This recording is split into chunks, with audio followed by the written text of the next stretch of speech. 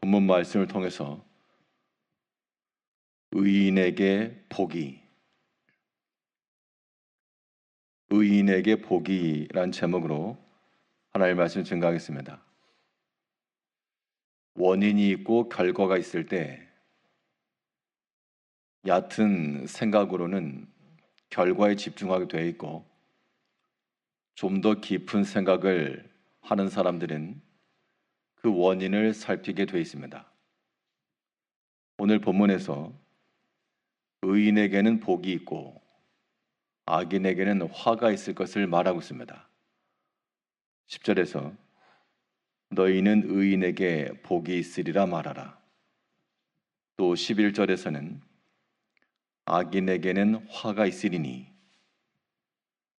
그러면 결과론적으로는 복과 화입니다.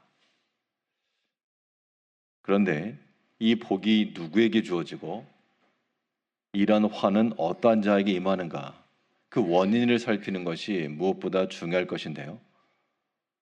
우리가 복된 결실, 복된 결말에 이르기 위해서는 약속대로 너희는 의인에게 복이 있으리라 말하라 하셨으니, 우리가 이 복이 임하려면 의로운 삶을 살아가는 것이 지혜가 되는 겁니다.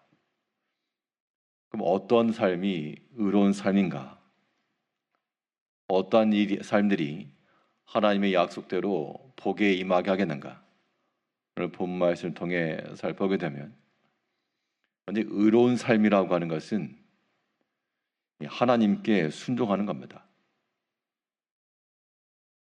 의로움이라고 하는 것이 자기 자신의 사람의 생각, 사람의 행실을 의미하지는 않고요. 결국 하나님의 뜻을 따라 그의 말씀에 순종해 가면서 하나님의 사람으로 점점 변화되어 나가는 것, 이것이 우리가 취할 의인의 모습이요, 그런 자들에게 복이 있다는 겁니다.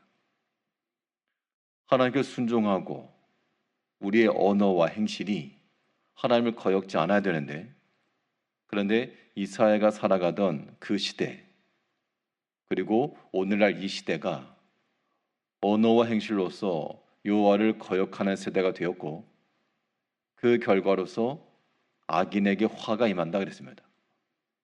우리는 거꾸로 가야 되는데요. 이 이사야 3장 8절을 보게 되면, 예루살렘이 멸망하였고 유다가 엎드러졌음은 그들의 언어와 행위가 여호와를 거역하여 그의 영광의 눈을 범하였습니다. 예루살렘이 멸망하였다, 유다가 엎드러졌다, 이것은 악인에게 미친 화입니다. 그들이 어떤 일을 행했길래 악한 행위시렸고 결과적으로 이 패망의 길을 걸어갔는가? 그 이유를 보니까 그들의 언어와 행위가 여호와를 거역하여, 말로서도 그러하고 행실로서도 그러하고 하나님을 거역하고 나갔다는 겁니다. 이것이 악인에게 임한 화이므로 우리는 그 반대의 삶을 살아가야 되겠습니다. 의인에게 미치는 복을 얻으려면 우리들의 언어와 행위가 여호와를 거역하는 것이 아니라 그에 순종하고, 말로서도 주를 따르고요, 우리 행실로서도 주를 따라가며, 이 순종함이라고 하는 것을 우리가 우리 신앙생활에 있어서는 일방적으로만 생각해서 안 됩니다.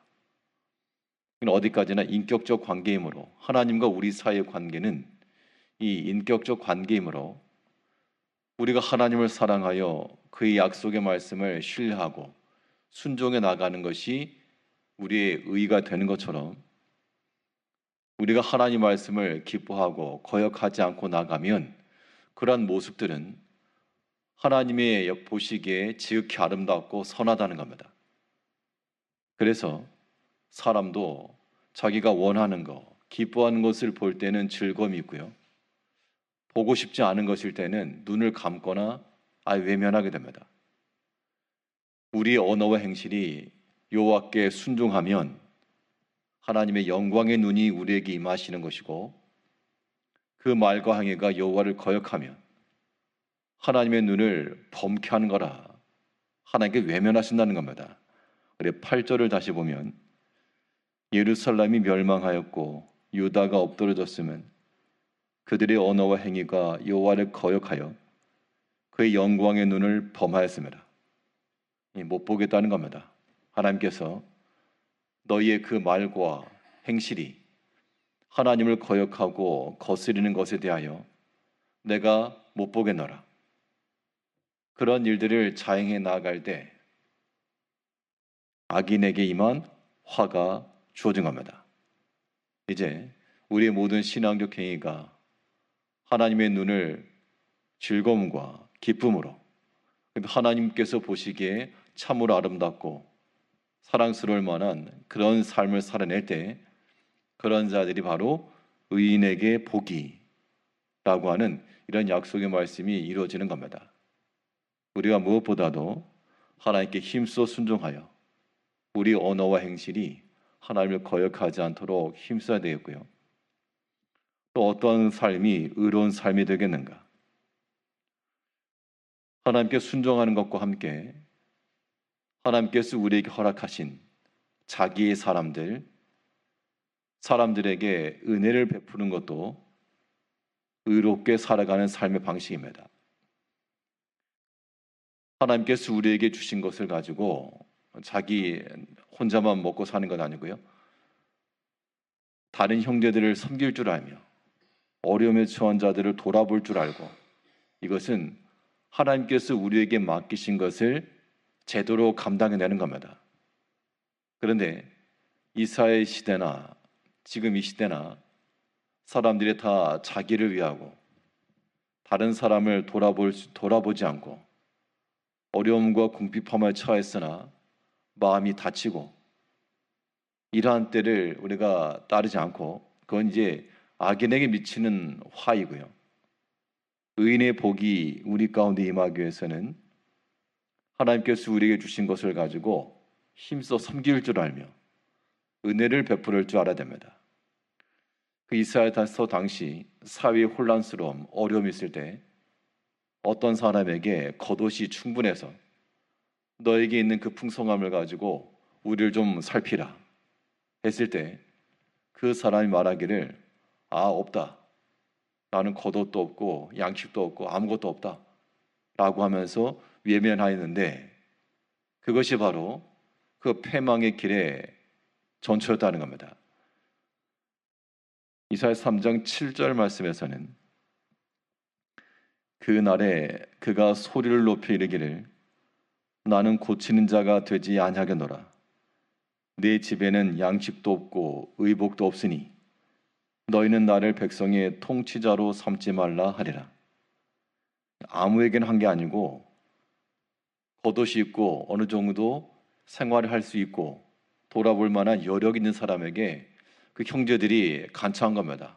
너희는 우리를 보살피라 하니까 그 사람이 말하기를 나는 고친 자가 되지 않겠다. 내 집에는 양식도 없고 의복도 없다. 없는 게 아니었습니다. 있는 형제에게 강청하여 이 어려움의 때를 지내갈 수 있도록 요청하였으나 없다. 양식도 없고 의복도 없고 없다. 이것은 룻기에 나오는 이 기업물을 우선권이 있었던 사람, 성경에서는 아무개라고 표현했는데요. 그 사람이 기업물을 그 위치에 있었지만 거절했던 이유가 무엇인가 하면 내 기업에 손해가 있을까 하여 나는 하지 못하겠노라. 분명 그에게는 살필 수 있는 여력 혹은 재물, 섬길 수 있는 기업을 물을 만한 여건이 있었으나 그러나 나는 하지 못하겠노라. 없다, 안 한다. 이런 것이 바로 그 백성들이 패망에 이른 길이었다는 겁니다. 우리가 의인의 복을 받는 길은 하나님께서 우리에게 주신 대로 이거 꼭 넘쳐나고 풍성하고 많아서만 아니라 하나님이 내게 주신 것인 줄 알고 그것으로 나누기를 힘쓸 때, 섬기고 베풀기를 힘쓸 때 그것이 의인의 삶이요. 그런 사람들에게 하나님께서 영광의 눈으로 함께 하시며 복으로 갚아준다는 겁니다. 근데 분명 하나님께서 우리 가운데 더하신 것이 있지만 다 감춰놓고 없다. 자기 자신을 위해서는 풍족하고 부유하나 섬김에 있어서 주를 위하여서 인색한 그런 사람들, 그것이 바로 악함이요 그 악인에게는 화가 있으리니, 하나님께서 우리에게 분명하고도 명확한 그런 길을 제시해 줬습니다.